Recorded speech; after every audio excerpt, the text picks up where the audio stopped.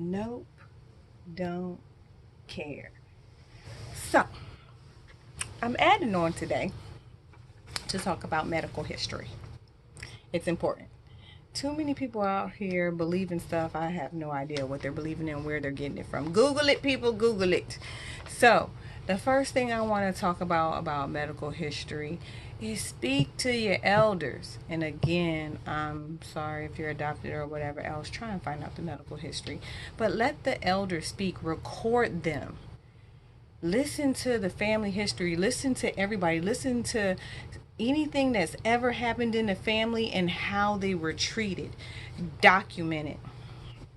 Be mindful of hereditary and health pitfalls.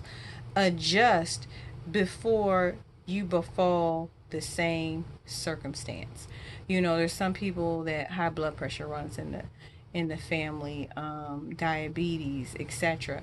Change your lifestyle now. If you know it runs in the family, then why, poke at the bear? I knew somebody that knew diabetes ran in the family, but he's drinking a 12 pack of Mountain Dew a day and, you know, sugary snacks and everything, and then he ended up with diabetes. Like, why would you poke the bear? But then I had somebody else that knew high blood pressure ran in the family, and he automatically was like, oh no, I don't use iodine salt, I use sea salt and everything else. Be proactive. If you know it runs in the family, don't poke the bear. Get the ages that everybody in the family was diagnosed with that health issue. Because sometimes the doctors, I've had it happen where cancer has been with a few people in my family, not a lot. And when I tell the doctor, oh yeah, I want to get tested for that, and they're like, well, how old were they when they were diagnosed? I said, well, when they was diagnosed doesn't mean when they got it. They didn't know they had it. People just come up with cancer and be like, oh, I feel like I got cancer today, so I'm gonna go get checked out. No, usually it's not until symptoms kicked in. Who knows how long the cancer was there in the system? So to me, that doesn't make sense. But they want the ages of when they were diagnosed. Document all medications. I have notes, paper notes, a notebook in my house, and I put medical history on it. I also have notes in my phone and list all medications. Anything you had an adverse reaction to, anything, something didn't work. One hospital put it in the allergy column that I was allergic to it to make sure they didn't give it to me because it didn't work, So I started keeping records myself. I should have been keeping it away a long time ago, but it's not too late to start now. It's not too late to teach somebody, you know put all your medication down. You might be in a situation you can't speak, but it's in your phone. I let the people close to me know in my phone is the medications that work, don't work, and what medications that I'm actually on a regular basis. Also, document any side effects you had to medications. List everything. Document, document, document. I can't stress that enough. Know the dates. And the milligrams issued of the take a picture. Have a folder in your gallery on your phone and take pictures of the medication if you don't want to write everything down. I have pictures of certain stuff. um, Document any procedures you have done, surgeries, their findings. Take a picture. Scan the document in. Have an email that you never email out to anybody, just to keep the documents and stuff in there in draft. Anybody brings it up, oh, like, here it is right here, or add it to your phone and download it to your phone and have it readily available. Take pictures of anything new. I had something happen the other day, and it's like I went into automatic mode of what to do. Not being a doctor, but it didn't matter. I saw that my face was breaking down. I said, oh my gosh, let me wash real good, wash my face real good. And then I put Vaseline on it to protect it because I didn't know if it was outdoor element or was it something I ate, or something I saw. I just was like, you know what? I don't know if it's outdoor element or not. I'm just gonna wash real good, throw threw Vaseline on it. The next morning I called for a doctor's appointment and they got me in same day. And by the time I got to them, it wasn't even as bad as it was when I first saw it before I washed and put Vaseline on it. But I took a picture prior to, just in case whatever I was doing to make it clean, clean, clean, and applying a protective barrier to it would actually change what I was visually seeing at the time that I noticed it. So take pictures, document anything new, annotate whether there was any change in detergent, what date you changed your detergent, scarves. Uh, the dermatologist actually didn't like that I actually wear a scarf every night because they said, whatever is in my hair or whatever gets on the scarf, and then I put the scarf back on again, and the scarf sometimes it comes down on your face. So if I have any kind of hair products that kind of absorbed into the scarf, now those hair products are on my forehead. So they're like not liking that I actually wear a scarf, but I'm not gonna stop that. Did you change your bedding, your diet, your food? Sometimes that happens. People will just cold turkey cut out a complete thing that might have an imbalance in you. Document, document, document. One thing I hate that they say is the older you get, you know, you're less tolerant to the elements and everything, to environmental and dietary items. So they're like, you become more sensitive. So I'm allergic to grass. Next thing you know, I got hives and stuff breaking out on my skin. Like, what is that from? And I'm like, you're just getting older. I'm like, almost had some choice words. You better figure it out. It's not because of that. But, I can't lie about it. It might be that.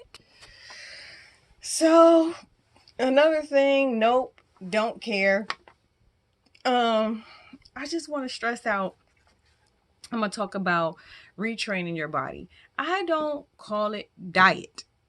Diet makes me go to Krispy Kreme donuts and eat a whole bunch of sweets. I don't even eat sweets like that. I go to the mall and give me some snickerdoodle cookies. So you can't say diet around me. I don't care if you think I'm small or not. You can't say diet because I'm going to go eat something. So I call it retrain your body. So when I say nope, don't care, sometimes people get an attitude. They know this might cause, diabetes, this might cause high blood pressure, and what they're doing and how much they're eating is not right. They be like, nope, don't care. Mm-mm. Or they might say, yeah, I care, but it's a cheat day. No such thing. It's a cheat day. Stop it. But what I want you people to understand is you might not care at the moment, but you have a wealth of people around you that care. So if they're bringing something up, don't get mad. Don't get irritated. They care about you. Be glad that somebody cares about you, because some people out here, they feel like nobody cares whether they live or die. You have people, if they're bringing it to your attention, they care. They love you. So one of the myths I want to get rid of, that how I know I was raised and a lot of us were raised the same way, is eat all the food on your plate. Put that drink down. Don't fill up on your drink. You still got to eat all the food. That is the wrong thing to say. Please drink more and eat less. You're not supposed to gorge yourself and put a whole big plate of food and then make them eat everything and drink less. I've seen chubby kids and they're telling them to eat everything on the plate, put the drink down. I'm like, no, that's the opposite. They're chubby. Tell them to eat less and drink more. And they're like, oh, thinking I'm being funny. I was being serious. I don't tell anybody what not to eat and what time to stop eating. I don't do that. You want to keep your metabolism up. I don't exercise anymore, and I didn't blow up. Did I gain some weight? I gained some weight, but I didn't blow up. I eat all day long and all night, small portions. Every 2 3 hours, I have the urge to eat, and I'm gonna feed myself something. I might look around and be like, I don't even know what to eat. I don't care. I'm gonna eat something. I keep snacks, low calorie snacks around, ices, smart popcorn. I keep stuff around that I can just snack on. Even if I don't eat the whole bag, just put a few calories in my mouth and keep it going. You know, but I will say this. Do not eat heavy items at nighttime. One thing people couldn't understand was that I ate McDonald's like Monday through Friday for lunch, and I ate the Big Mac meal. I'm not going to tell you I ate a salad because I didn't. Sometimes if I was in the mood for a salad, yeah, but okay. So what they didn't know was that for dinner I ate light cereal, oatmeal, fruit, vegetables. I ate light. More than likely, I ate cereal. Um, it didn't matter. I would have 2 bowls of cereal. I love food. Period. I love food.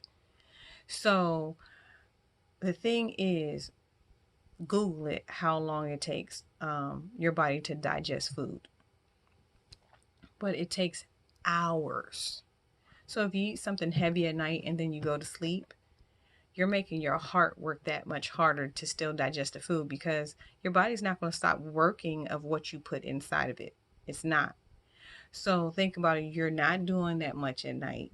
The heaviest thing you might be doing is lifting up the TV remote control and you're going to sleep. So everything slows down, but you still have this heavy food on your stomach. So your heart has to work that much harder to still digest the food. So I eat light. I just do. That's the only thing is reverse it. I'll eat dinner for breakfast.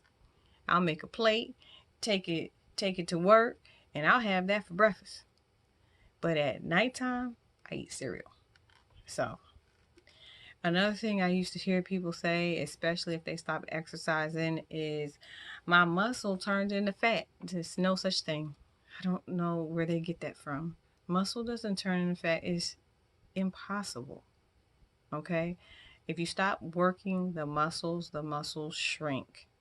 If you keep taking in the caloric intake that you were taking when you were active, your fat cells actually expand. So your fat cells can expand and they can shrink, but they don't go away. They don't disappear. You can either shrink them or you can expand them. The same with muscle. If you don't use it, you lose it. But if you keep that high caloric intake in and you're not burning the calories you used to, no, muscle doesn't turn into fat. Your muscle shrinks and your fat cells are growing. So think about it. When you eat something, it's fuel for your body. If it doesn't have anything to repair in your body and your body doesn't need it, it can store it as fat. So rule of thumb, eat every 2 to 3 hours. Smaller portions. Have your metabolism going. Your body is a self-living organism, so it's going to do anything to survive. If you don't feed it on schedule, it's like, oh, okay, you want to starve me, huh? Next time you eat something, I'm going to store it as fat because it's going into survival mode. It doesn't know when you're going to feed it again, so it stores it as fat. So, if you need any fuel, it's going to store as fat because people was like, I'm running 11 miles and I'm like, they're just getting fatter and fatter. And I was like, what are you eating? Oh, I don't eat all day. So you starve your body out. So whenever you do eat, it's going to store that as fat. So it was storing it as fat, even though it was the fastest runner in the military. He was just getting plumper. And didn't understand that. And I went and had a talk with him. But you have to feed your body all day long. If your body knows, oh man, they're going to feed me. Man, I don't need to store this as fat. I can get rid of this. I can dispose of this. You can go flush this down the toilet. So if it knows you're going to feed it, doesn't need to store as fat. Every 2 3 hours, I'm feeding me. And you can see me I didn't blow up. So the other thing that I was taught, which was interesting, was by the nutritionist, and I thought it was so neat her saying this. She said that if your body will talk to you, okay, it'll tell you things. You don't want your body to talk to you, because if your body is saying something to you, that means you've taken it too far. So, for example, what she said is, if you are thirsty, okay, not the Urban Dictionary thirsty. If you are thirsty, you're already dehydrated. If you're hungry, you're already starving yourself. So some people say, well, I don't eat breakfast in the morning because I'm not hungry. You're not supposed to be hungry, because if you're hungry, that's your body telling you you're already starving yourself. So if your body has to give you a warning, like, hey, I'm hungry, I'm thirsty, feed me, give me something to drink, you've already went beyond the limits that you were supposed to. You don't want to be hungry. You don't want to be thirsty. So feed your body on a regular basis and give it nourishment on a regular basis. You know, pop a grape in your mouth. I don't know if you can eat fresh fruit or not. Some people's like, oh, I can't eat fresh fruit. Okay, can you eat fruit cups? Yes. Okay, we'll get those. Not in syrup, in water. Okay? Help yourself out. Another thing was MyFitnessPal. I was taught about that, downloading that app. And you put everything you eat into that. It'll tell you if you're not eating enough, if you're eating too much, if you're eating too much sodium, too much sugar. Oh, it'll talk about you, you know. But also the nutritionists also tell people to download MyFitnessPal. When you're borderline diabetic and everything like that, they will also tell you to download MyFitnessPal. Some people have said, "Oh, I was born with a bigger stomach." No, you wasn't. Okay, what happens is you teach you're training your body to accommodate what you want to do. So your stomach, they say, is about the size of a fist, and you keep eating and eating and eating, overfilling it. And what happens when you overfill something? Just think about a balloon that starts off small, and then you put water in it or whatever, and it expands, right? Yeah, you just taught your stomach lining to stretch. That's what you did. You stretched it out. So you wasn't born with a big stomach. You trained your stomach to stretch it out and then stay in that position where it can eat more. But what are you doing to your stomach lining? What are you doing to your stomach? So please stop telling people certain stuff. I researched online. It's not a complete science, but it's a roundabout. Fat cells increase in up to 12 months after birth. So parents, when you have a child and you're feeding that baby, that newborn baby, up to 12 months, you're creating the fat cells. So don't overfeed the babies where they throw up all the time, every time they eat, and their stomach is so tight and poking out here. You're creating the fat cells at that point in time. So start early. You know, I'm not saying starve the baby and put a baby on a diet. That's not what I said. I'm just saying stop training them early to expand their stomach walls and giving them more fat cells than what they need. Like I I swear to you, a neighbor said they used to put collard green juice and cornbread in the baby's bottle. And she was a little kid, she was a little chunky, and everything. Let's not do this to our kids, because then if they learn these bad habits, they might grow up and have these bad habits and have health issues. I've had somebody else, physician, tell the parents that your daughter's going to have heart disease. I don't know if she was a teenager at all. She just, I don't understand what was going on. Let's help each other. And then also, if we have bad habits, let's not pass that to the kids. We might have a bad habit and the kid be like, well, you just ate 3 honey buns. Like, no, you're not me. You're not going to do that. Yes, possibly killing myself slowly, but I'm definitely not going to start you on the path that I am on now as a child. Okay, with exercise, any warm-up video, it doesn't matter. Any exercise video that you see will tell you have to warm up your muscles first before you actually exercise. That's what you have to do. You warm up, then you stretch the muscles out, then you actually go perform the exercise. So a lot of people have a problem with shins. You really have to warm up for 5 minutes. um, do sets of 3, 30 time jumping jacks, which means like 90 jumping jacks. Jog for 5 minutes, stop, and then warm up your muscles. One thing, look for shin exercises, how to stretch the shin, because the shin is in front. It's a very thin muscle. I put my legs up underneath me and sit on top of the ball of my foot, and you just sit there. Don't bounce on it. Don't go up and no. Just sit there and let it stretch. Stand up, put one leg, put the foot on to your buttocks and hold it. Don't bounce, don't move your foot. Just put it there and just stretch the shin out. So a lot of times you definitely need to stretch your shins, because then people are like, oh, my shins hurt. Yeah, you're not properly stretching them properly. So again, that was just a quick excerpt on exercise and not diet.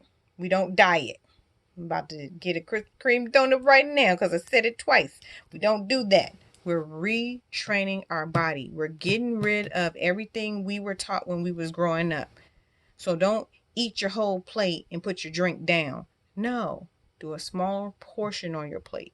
I still eat pizza. I still eat Wendy's, McDonald's. I still eat Krispy Kreme donuts. I still eat everything, but I eat a smaller portion. I used to eat 10 slices of pizza, and that was as a kid. And then I went down to about 5.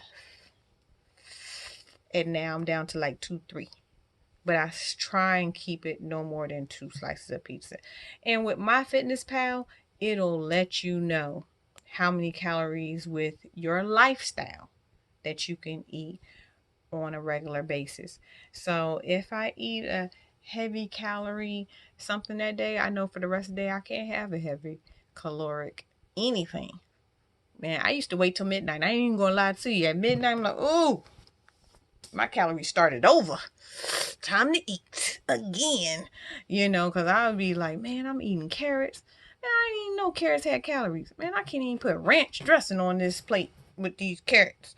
So I had to wait till midnight because I was dedicated.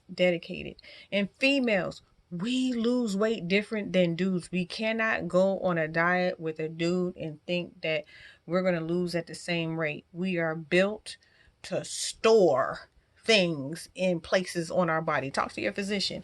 We're built that way. We're built to make babies, have a baby every month, and we're built to protect that baby at all costs. So guess where we gain at? And guess where the last place we're going to lose from? So we'll gain there first, but we'll lose from it last. So please protect yourself, protect others. Don't be mad if somebody's saying something to you. They love you.